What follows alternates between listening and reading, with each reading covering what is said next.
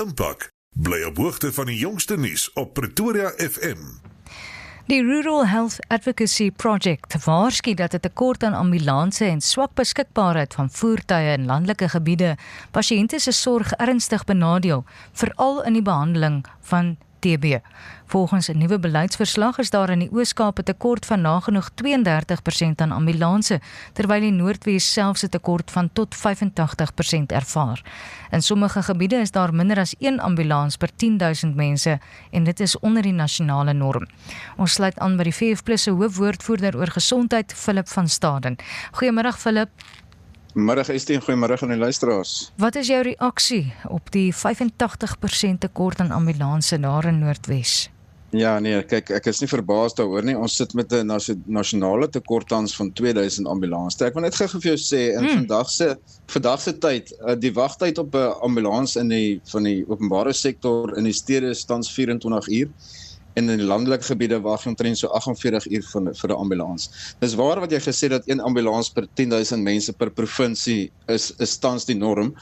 Maar dan moet ook aan ag neem dat ons bevolking van 62 miljoen mense benodig ons ongeveer 6.000 ambulanses. So ons het tans net 4.007 in werking en ons het tans 'n tekort van 2.000. Nou die rede is daarvoor is ons sit eerstens met 'n verouderde vloot.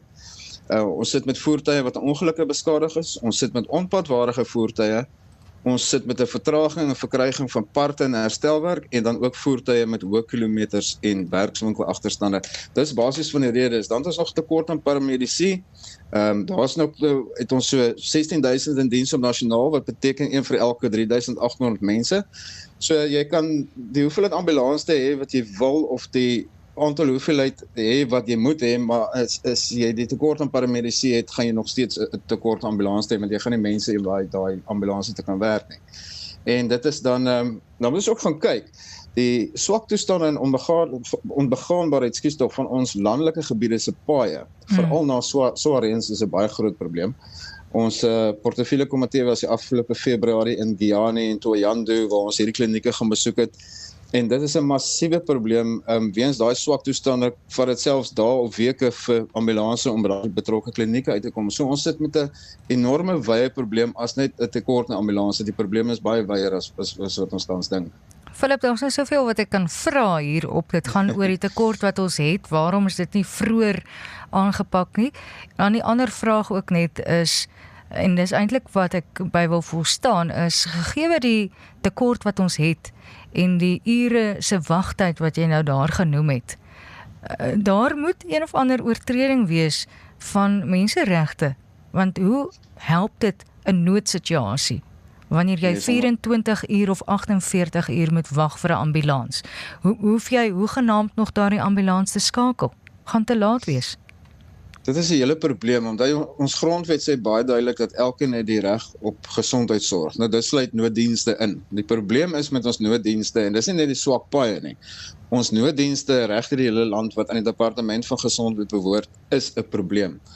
Nou daar is sekere provinsies, ek dink as ek reg onthou is Limpopo, Mpumalanga wat tans privaat ambulans te kontrakteer om die dienste namens hulle te lewer. Die probleem by egter bestaan, daar is groot begrotingstekorte nie net op nasionale vlak nie, maar ook op provinsiale vlak. So die probleem kom nou weer in, hoe lank gaan dit neem indien voordat hierdie dienste opgeskort word, want 'n provinsie gaan teen weer probleme optel om hierdie privaat dienste wat hulle kontrakteer te betaal. So dis 'n kwessie van tyd. So die probleem word eintlik net groter en dit word nie opgelos nie.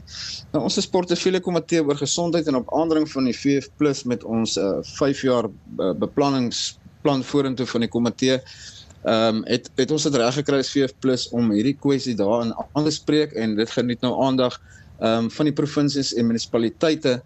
Gaan nou ook voor die portefeulje komitee van gesondheid om verduidelik hoekom hulle met hierdie probleem sit, en dan as ek nou weer kan gaan na my ander portefeulje toe wat vervoer is, het ons op daai portefeulje komitee gevra dat die betrokke provinsiale regerings en munisipaliteite ook moet kom verduidelik hoekom spandeer hulle nie hulle nasionale infrastruktuur toelaas om hulle paaie behoorlik in stand te hou nie.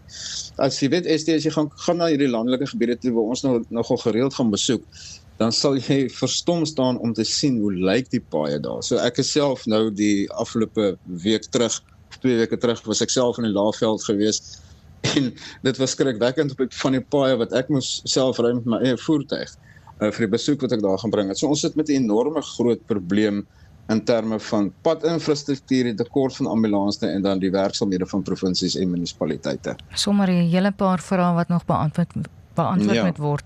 Dankie Philip. Dis Philip van Staden, die Dankie. VF+ se hoofwoordvoerder oor gesondheid.